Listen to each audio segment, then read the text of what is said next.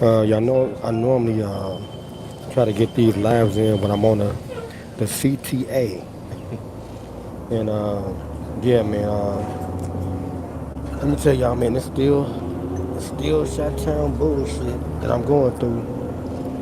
It's always something new, man. It's like it never stops. It never stops. So with me, I guess, since I came back to Shot you know what I'm saying, from going down south just to play basketball, come back up here, man, and it seemed like I've been, man, just been tormented, you know.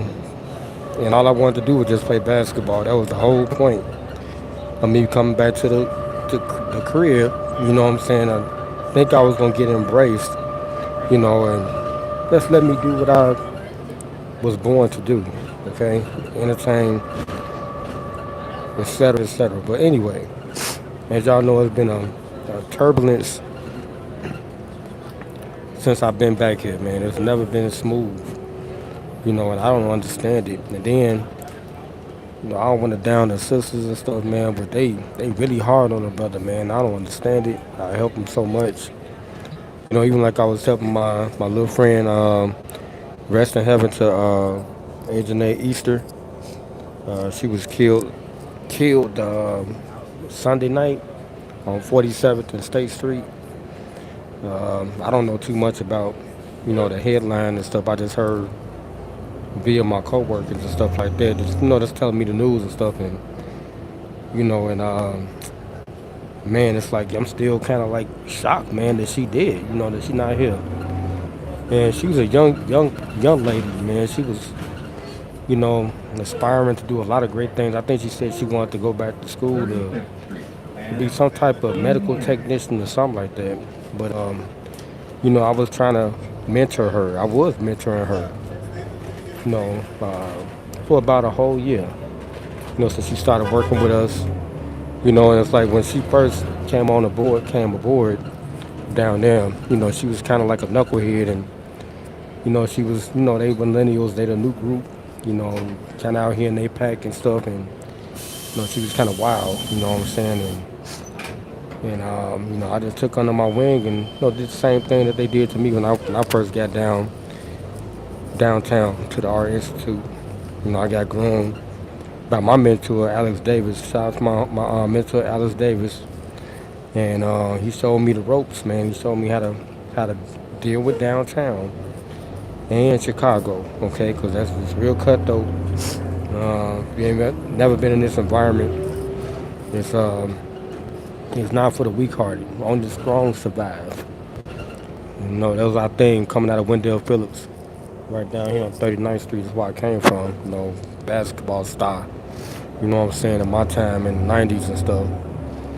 And that was our thing, Mr. Couch. I know he gone now, but he was always telling us like, you know, only the strong gonna survive, and that was our thing for our '96 group, and to this day, um, we have upheld that and been consistent with, you know, keeping our group together as far as like um, the Phillips family, okay, from whatever period that you did when you was there. You know, once a Wildcat, always a Wildcat. And I think the reunion coming up, the 30-year reunion for my class is coming up. Uh, yeah, it is coming. It is this weekend, I think. But once again, I probably won't be able to attend because I'm grinding. I'm getting this money. You know, I gotta do what I gotta do, man. Because I got a family to support and stuff like that. You know, but they know where my heart is. They know I'm there with them in spirit. You know, and they know what I'm doing. They can see me. But now they can't really. I don't know what's going on with Facebook. That's the whole point of this live. It's my Facebook, man. I don't know what's going on. After my little my little homie, then they got killed Sunday. When I heard about it Monday, it's like I just started having problems. Man, my Facebook account got hacked. My Threads account got hacked. I can't log into that. I don't know what happened, or no, I don't know if they want me to view something or something, you know, because I don't know what's going on, man. But Chicago is really strange like that. And I've been telling my cousin this stuff for years, man. And I'm not making this shit up, man. When I first started doing security on 43rd 20 years ago, I think I started having a lot of problems. Even before that, going to see Kanye West get pulled out the crowd by Jermaine Dupri at the Grand Ballroom on Michigan Avenue. I think that really started my problems right there because I've been witnessing a lot of stuff that I don't think I was supposed to be witnessing. Like I said, when Kanye West got grabbed out the crowd by Jermaine Dupri at a GCI seminar, 1998. Out of all the people that came down there, and I witnessed what happened that day when I was there, Chicago disrespected Jermaine Dupri. They made him mad. The seminar was over with. The way they came in there, just bum rushing it. I know how Chicago is. And I didn't think it was going to be like that, because I was just going as someone that was, trying to acquire more knowledge about the music business. And it just turned into chaos, man. And it's like since that day, man, since I witnessed that, I've been having problems. But like I've been telling this story for 20 years and stuff, man. And it's like, but my people outside too. So they just can't do what they want to do to me, like they have done to others. Like what happened to I think Nene because she, you know, in a new group now because they the it crowd now, right around here. The drills team and all that stuff, right? With the Glow Gang and the OTF and all that, right? They the new group, right? And they out here, they they getting money. They're stimulating the Chicago economy. They group. So there's a lot of stuff going on with their group. My group don't understand. They making these deals with people and stuff, and you can kind of say it's kind of the Illuminati and stuff with them because it is. It's unlike our group. There's a lot of, Chicago is based off of street niggas. You know what I'm saying? Like the structure. It's really it was a gang mentality type of thing. It had nothing to do with this new industry stuff, and they getting you signed into these deals. These niggas had their own labels and stuff. Seawall Mob and you know what I'm saying, the Treacherous Clique and the Drama Wood and all them. They got their own money because they street niggas, right? But it's a different time now, and these young people they just getting involved in anything. So I don't want to be speaking out of term here, but I know I'm making a lot of sense because it's a lot of wild shit around here. It's not structured like how it used to be. It's reckless. It ain't organized like how it was back in the 90s. When niggas had their shit together, it was more black owned shit than anything else. Everything else is like it's not organized and structured, properly. So of course people gonna fall through the cracks and get involved in shit that don't, that can be detrimental for them. So like I said, it's like I don't know what my little homie was involved in, but I was trying to pull her into, you know, my group a little bit and, give her some wisdom and shit. You know what I'm saying? And that's what I was doing. I was letting her ride with me. We was doing Uber Eats. Out of all the young people down there, she was the only one that stuck close to me. And I was really helping her, man. I was, giving her money and shit and trying to give her advice. And I told her everything, like what was gonna happen, if she continued down the path that she was going, that she wasn't gonna be there no more. And I think if my car wasn't in the shop, she'd still be alive right now. It's not about making decisions too. It's about choices. That's all this is about. Like that movie Choices. Y'all know, remember that back in the day with Three Six Mafia? It's all about choices. You gotta make some good choices, good decisions out here, man. Especially in Chicago. Because it can have a everlasting effect on you if you make the wrong choice, and it could be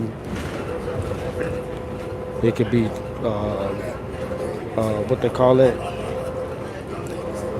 it could be traumatizing, and it can also be fatal, which what happened, I think, to her. You know, but she kept reaching out to me, and I always would come to her aid. Like, she'd call me and stuff like, "Man, Martin, I want to go do Uber Eats with you," and stuff like that. I stopped dead my tracks like I would do for my niece too. My niece is in that group.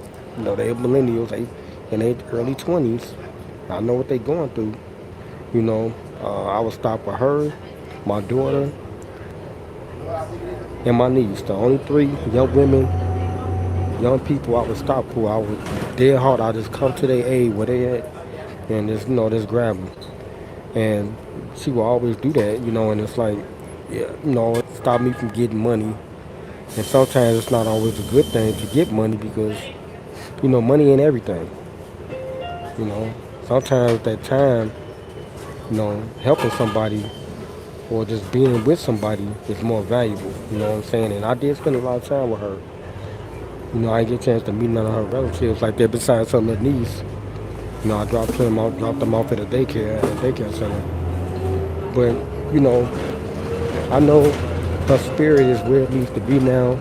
And I know she's looking down and, I know I may receive some blessings, because I was really nice to her, man. Like, she was kind of hard on me and stuff because we older and shit. She really can't understand our crowd like that, because they come from a different group.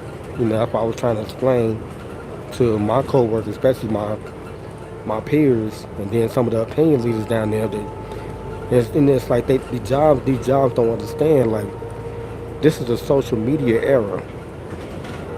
These kids not used to working. They don't know what work is because they're in a whole nother group right now. You know what I'm saying? They got exposure to everything. Everything is accessible to their fingertips. They can sit at home pretty much and make a living, and they travel extensively. So their group is a little bit different from my generation X. You know, they're not homebound like how we was. They remote, they abroad, they move around. You know what I'm saying? It's not like how it is back in the 90s. So, and these jobs don't understand that. How can you tell a kid that comes to, for opportunity, and I know what they be waiting for. They be waiting on their payout. Sometimes they don't get their money. Same thing how it was with us. They don't get their money right away. Something happen with their business, and then they don't get paid. They gotta go. They gotta figure it out. And that little girl, she was 21 years old, man, and she had a nice crib. I was able. She let me in the crib and shit. I'm talking about. She was telling me all the problems she was having and stuff, and he had to get cameras and shit in her crib so she could watch her shit while she was at work. She was doing her thing, man. And it's like a lot of people probably envied that too, and I know they did, because a lot of people now they inquiring, they trying to, they trying to get information. But she was telling me a lot too. She told me a lot of stuff, you know. But that's here nor there, so I ain't gonna say nothing about that, you know. But I know what they going through, man. But this in Chicago, they don't understand that. These corporations, these jobs, they don't understand that they group run it. They run the show. Without them, it's over with. And I be trying to tell them that. I was trying to disseminate to her and to the crowd that's down there. Like, man, all y'all gotta do is tighten up, stop killing each other, and man, take over this shit. Because they got it. They got it right now. And it's like a lot of these older people around here that ain't giving no real direction, you know what I'm saying, no guidance and stuff, man. They shame on them, man. So they lacking leadership, man. That's all I was trying to do. That's all I'm still doing right now. I'm a mentor, you know. Just like how my mentor, he grabbed me in that early 2000s when things started to change and shift into a new era before it got there. He grounded me and just said, Martin, you gotta stay locked, you gotta stay focused, man, and just work, man. Just take advantage of the opportunity. And I listened to what he said. He left at 50. I'm about to be 50. I'm thinking about leaving. I done did 20 years. I think unnecessarily because they wouldn't let me really do what I wanted to do here. Like I was a athlete, a star athlete. A lot of us was, and I only came back here just to play. To play basketball. That's it. Because that was my profession. I was in the union and stuff, and I didn't come back here to work to do labor and stuff. Because I had already had a job. You know what I'm saying? But it kind of depressed it did depress the hell out of me when I got back here and how they treated me, and I lost all my damn teeth because of that. Because of this situation. Had to work, and even if you do have a child, you still can have an opportunity. But Chicago is different, man. It's like Chicago hit different. You know what I'm saying? This is a different type of animal we dealing with here, man. And I done dealt with them, and I still was able to persevere. I got my production company. I kept my mind, I kept my mindset right because you can get strayed somewhat like how she did, and I kept trying to tell her like leave the street shit alone, man. Like you got a good situation going on. Like you down there at the Art Institute now. It's like some people are trillionaires. They building this priceless. They got money. All this shit out here ain't nothing compared to what they got. Only person I probably could think of that could probably measure up to that situation is probably Obama now. He got the Obama Center. He already sitting at 1.6 billion debt free. Obama. The structure of that building, it costed them $850 million to build it. 850 million. I had one of the members, was one of the organizers from the Obama Foundation in my car when I was doing Uber. And I dropped off, and she was, trying to give a young girl an opportunity when they was shooting out there on 119th on Juneteenth. And I would roll past that scene when them people was out there. I didn't see nobody shot up, but they wouldn't let me go the route that I was supposed to drop these three individuals off because they did a co-share ride. But she started talking to this young girl. She was kind of rough, probably in her 30s and stuff, and trying to figure it out. But I could tell she in her life, and probably done made some bad choices. You know what I'm saying? But the lady picked up on her vibe, and she was like, "I could tell you got it, center." I think she said go through OPC, um, Obama or something in order to apply, for the opportunities and stuff like that. And I don't know if she did it or not, but it's like it's hard to pull away from something once you get involved in stuff, and I can understand that too. But whenever you get an opportunity, man, you gotta take advantage of it. Especially you gotta change your mindset. You know what I'm saying? Try to do something different. Because now this is like Chicago right now. This is critical. Like one wrong move, it's like playing chess, and there you go, you checkmate. And I think that's what happened to my little homie. You know, but if I would have hit my car, she probably would still be here. But my car's in the shop. They done with my car now. But me having this little layoff is kind of good because this is the meat of the summertime, July. I told the service manager I'm gonna get my car back out in August because most of the shit will be done. Kids be going back to school. You know, I don't even miss that money. I done made enough money.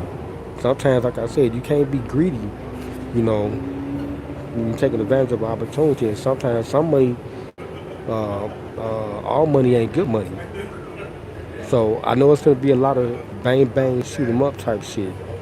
My brother in jail, he was telling me about her story because he's inside with somebody that's related to her, and he told me a different story. Cause it's like the headline on news ain't telling the whole story. Like he told me what really happened. He was saying that they got in a shootout. I don't know if it was somebody robbing somebody or something, and they fled the scene. The guy was driving erratic, crazy. Of course, if somebody starts shooting at you, you'll start driving crazy too, right? My brother hit me up on the horn immediately, like a day or two after this happened, and told me the story. And he was gonna verify with his homie to make sure it was her, because he was saying somebody got shot up, a girl got shot up. Now they didn't say nothing about that on the news. I didn't see no clips. I watched the news. I looked at the media. I looked at the internet. I didn't see anything. They been real quiet about it at the job. They didn't say shit. But like I said, I know she was involved in that shit. I was taking her places and stuff, and she was going to get her little shit, and I was trying to advise her, counsel her. Like I tell my little niece the same shit. But I'm thinking that's what happened because I mean, they said it happened on 47th and State Street, right? He crashed into a fire hydrant, so that means that shit. How you crash into a fire unless he was really under the influence? But I'm doubting that. So I'm thinking it was like my brother said. They got in a shootout or something. Somebody was chasing their ass. They got scared and shit. He didn't know how to drive. Ended up driving crazy. Lost his tire and ran right into I think a fire hydrant, which ejected the other two passengers, which was my coworker and the other young fella. Then the car sped out or something and ran into another car that was ongoing going the other way. And those passengers and driver got injured. So that's what I'm thinking what happened. But the news ain't gonna tell that story because now they got two identified bodies in the morgue and stuff, and I don't even know if her family know or they not saying anything.